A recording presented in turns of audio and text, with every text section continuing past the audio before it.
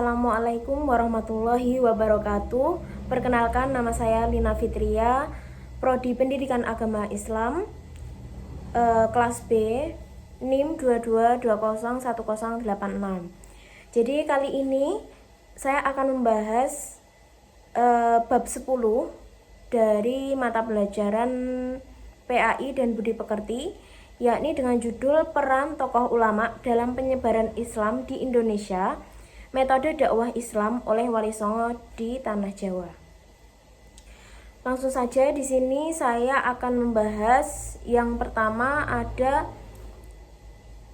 dakwah Islam periode pra Wali Songo. Jadi sebelum Wali Songo masuk ke Indonesia dan Wali Songo menyebarkan di Tanah Jawa. Islam masuk ke Indonesia pada pertengahan abad ke-7. Dan yang paling awal menyebarkan ajaran Islam ke Tanah Jawa adalah para pedagang Arab melalui jalur perdagangan dengan Nusantara. Jauh sebelum Islam, pada abad ke-7 di masa kekuasaan Ratu Simha di Kerajaan Kalingga yang terkenal keras dalam penegakan hukum, datangnya para pedagang Arab diberitakan cukup banyak oleh sumber-sumber dan dinasti Tang Cina. Dalam Islam Comes to Malaysia, Fatimi menuliskan bahwa abad ke-10 Masehi telah terjadi migrasi keluarga yang berasal dari bangsa Persia, dan di antara migrasi keluarga-keluarga tersebut yang terbesar yakni ada 4. Yang pertama keluarga Lor, yang kedua keluarga Jawani, yang ketiga keluarga Syiah, dan yang keempat keluarga Rumai.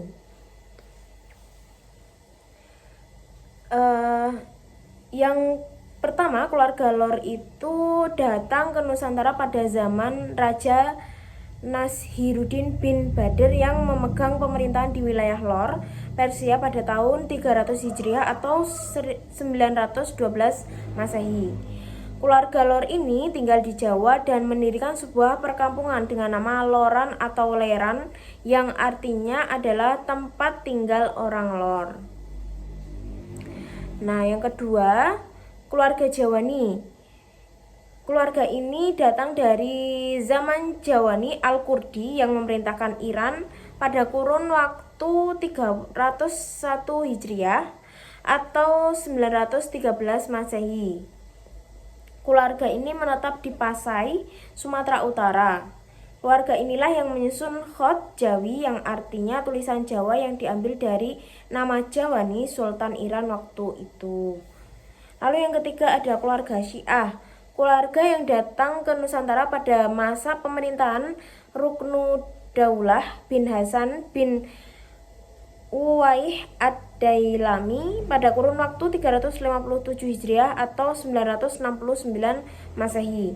Keluarga ini tinggal di tengah Sumatera Timur dan mendirikan perkampungan dengan nama Siak yang kemudian berkembang menjadi negeri Siak.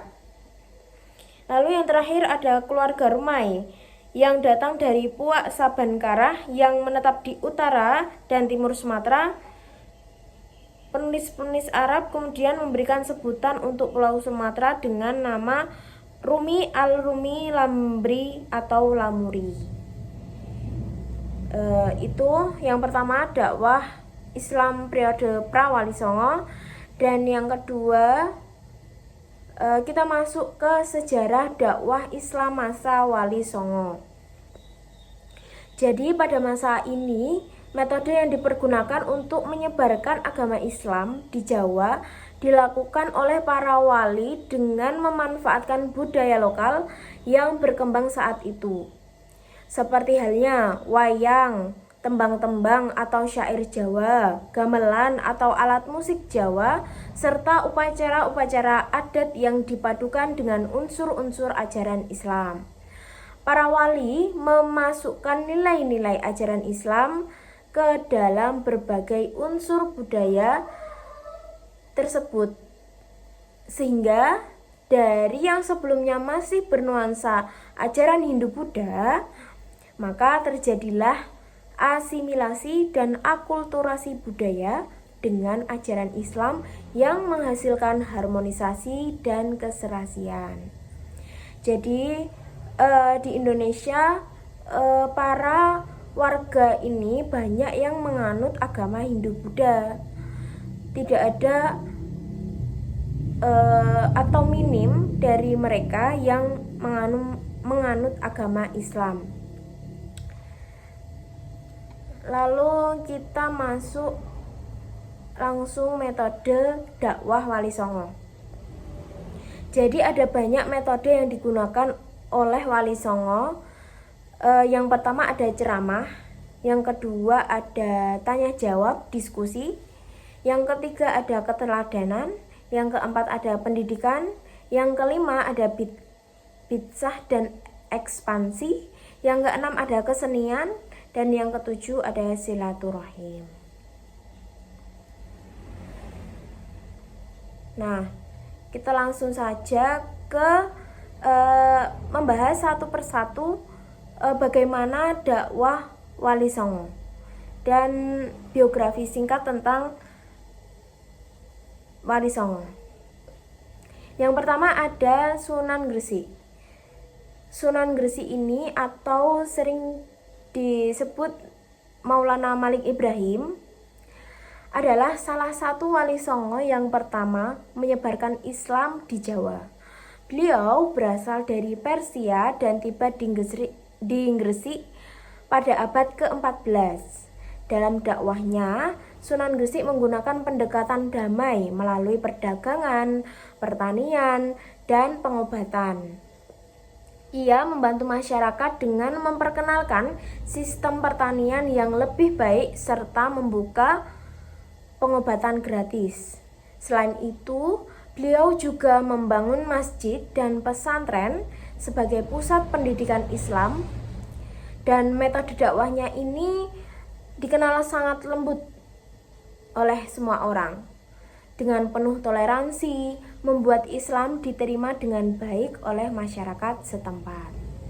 Sunan Gresik wafat di Gresik dan makamnya menjadi salah satu situs ziarah yang penting di Jawa.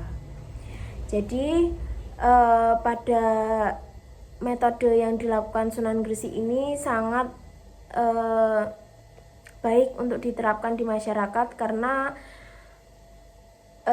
seperti tadi yang saya jelaskan, Sunan Gresik dengan perdagangannya dan pertaniannya serta pengobatan gratis ini membuat masyarakat senang, dan untuk membuat masuk Islam ini sangat mudah karena memang metodenya yang lembut dan diterima juga banyak oleh masyarakat.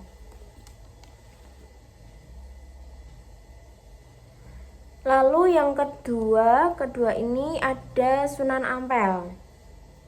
Sunan Ampel adalah salah satu Wali Songo yang berperan besar dalam penyebaran Islam di Jawa. Beliau mendirikan pesantren Ampel Denta di Surabaya. Sekarang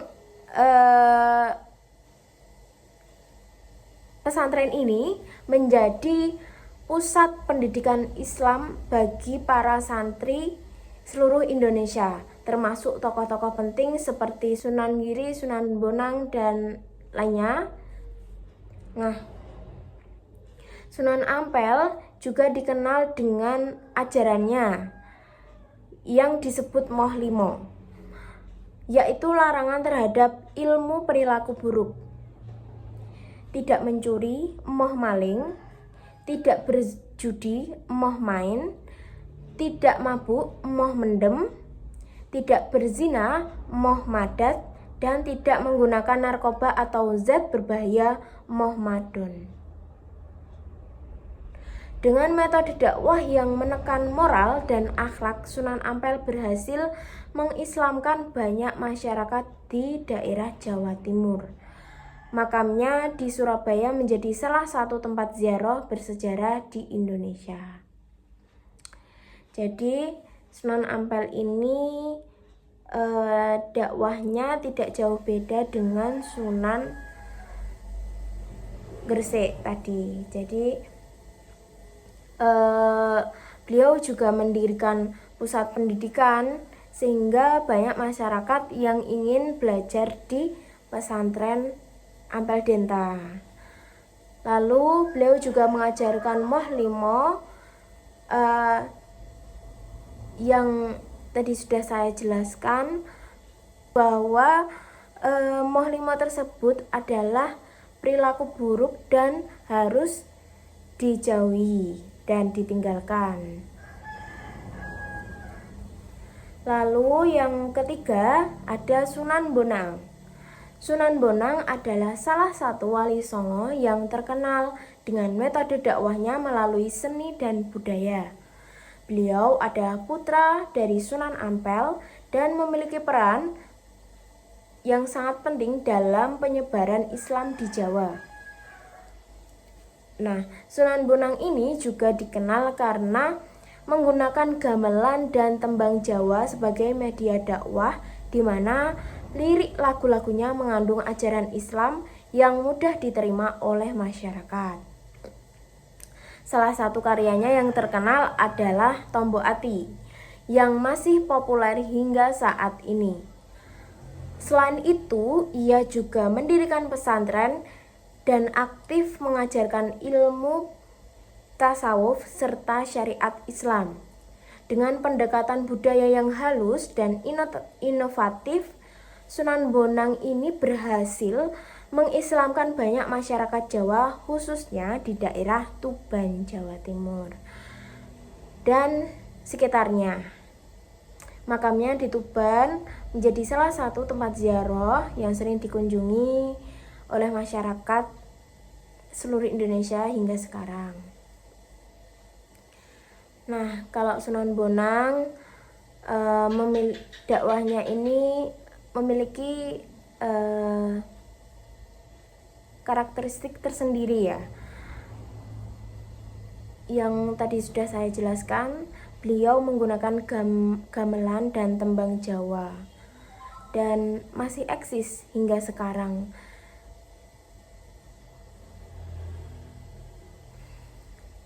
Selanjutnya Sunan yang keempat yakni Sunan Derajat. Sunan Derajat adalah salah satu wali Songo yang dikenal karena ajaran sosial dan kepeduliannya terhadap kesejahteraan rakyat. Nah, beliau adalah putra dari Sunan Ampel dan berdakwah di daerah Paciran, Lamongan. Sunan Derajat menekankan pentingnya tolong-menolong, berbagi rezeki, dan membantu kaum miskin. Ia juga mendirikan pesantren sebagai pusat pendidikan Islam, serta mengajarkan nilai-nilai moral melalui kesenian dan tembang Jawa. Salah satu ajarannya yang terkenal adalah Wehono tekan marang wong kang wuta, atau beri tongkat kepada orang yang buta.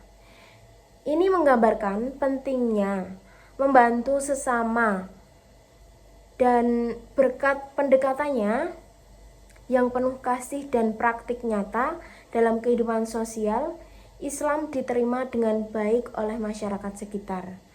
Makamnya di Lamongan menjadi tempat ziarah yang banyak dikunjungi hingga saat ini.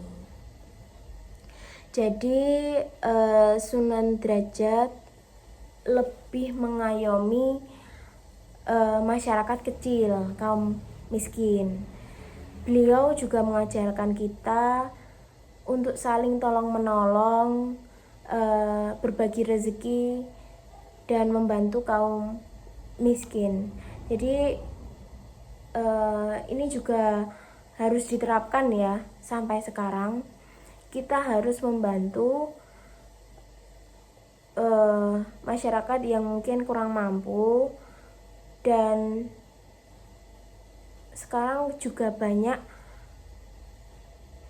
forum-forum atau organisasi yang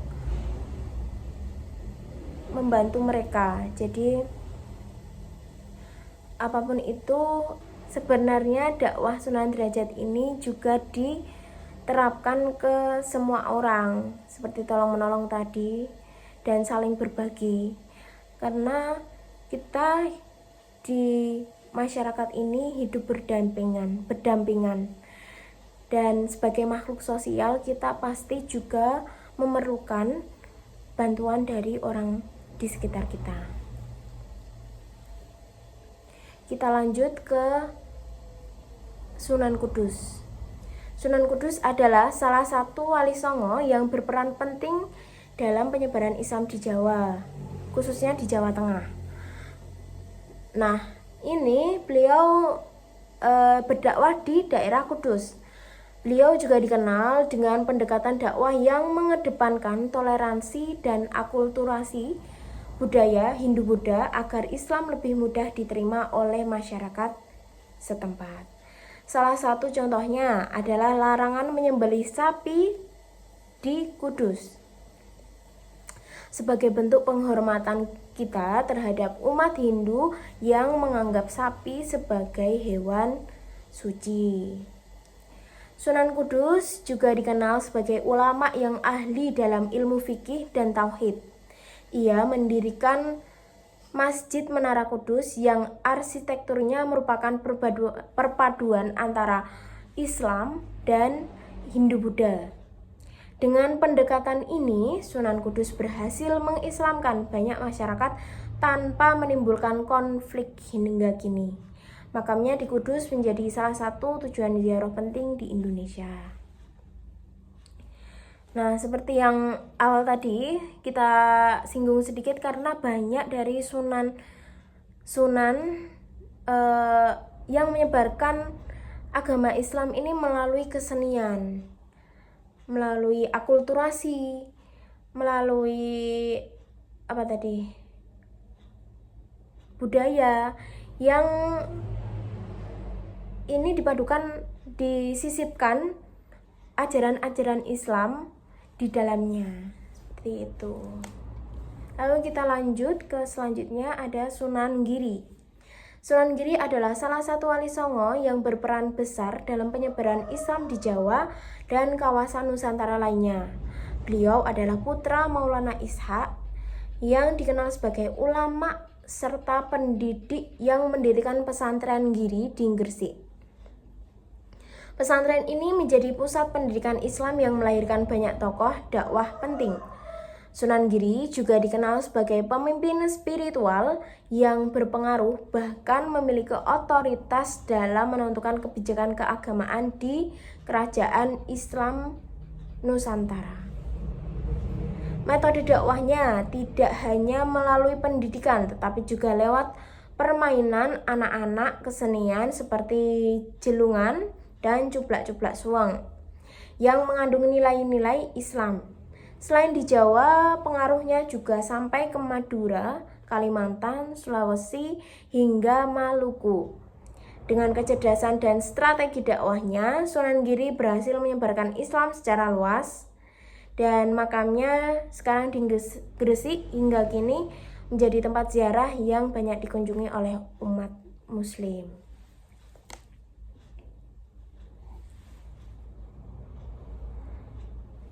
Kita lanjut ke Sunan Kalijaga.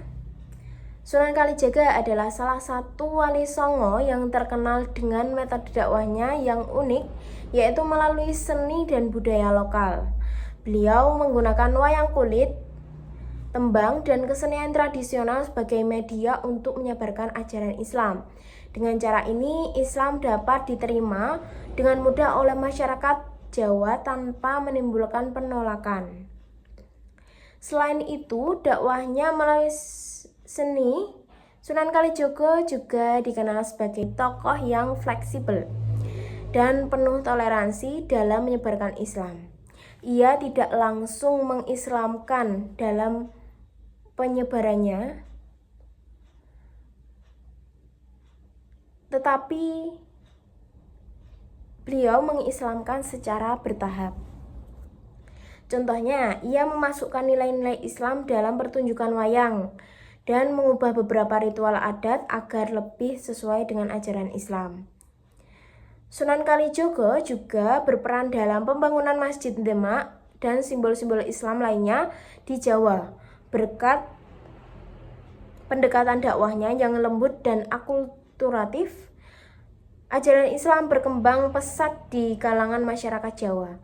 Makamnya di Kadilanggu, Demak hingga kini menjadi salah satu tempat ziarah yang juga sering dikunjungi oleh umat muslim.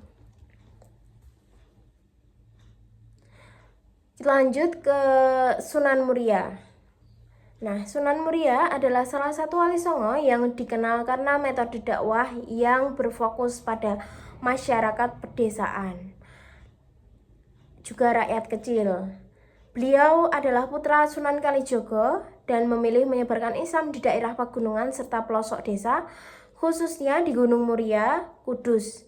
Dalam dakwahnya, Sunan Muria menggunakan pendekatan budaya kesenian rakyat seperti tembang dan permainan tradisional agar Islam lebih mudah diterima oleh masyarakat.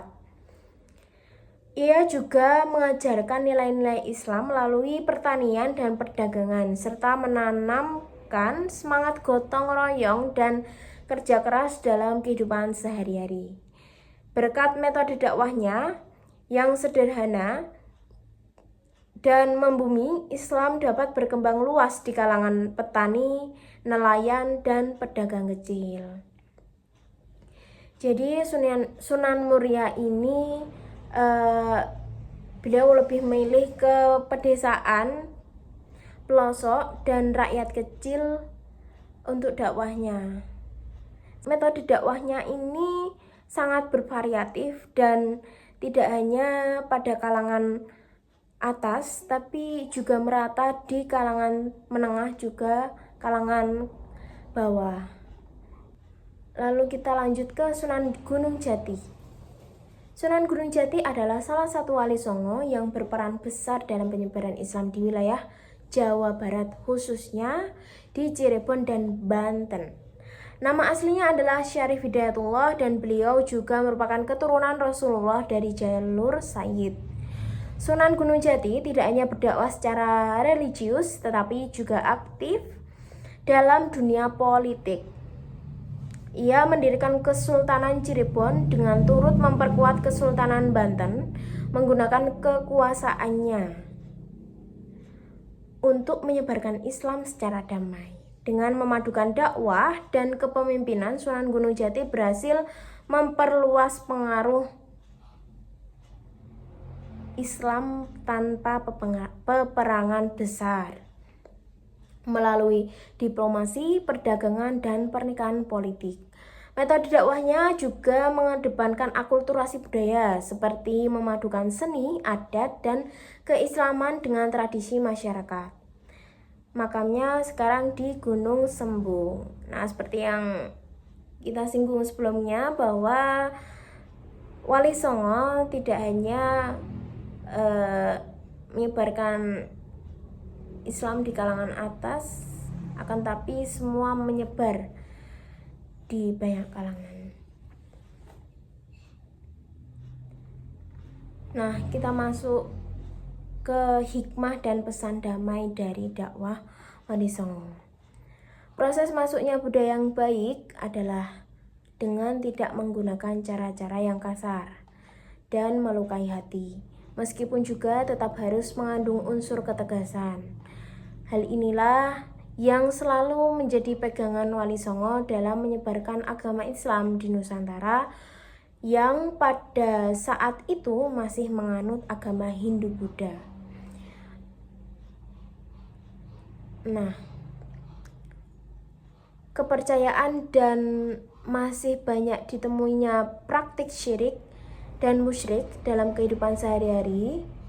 Namun kiranya strategi dakwah bilisan, bil hikmah, wabil mau'idatil hasanah, para wali songo pun menunjukkan sifat-sifat uswatun hasanah yang merupakan strategi dakwah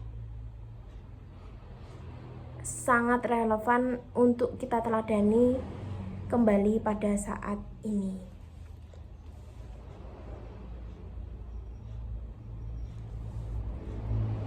Baik, mungkin itu saja yang dapat saya sampaikan.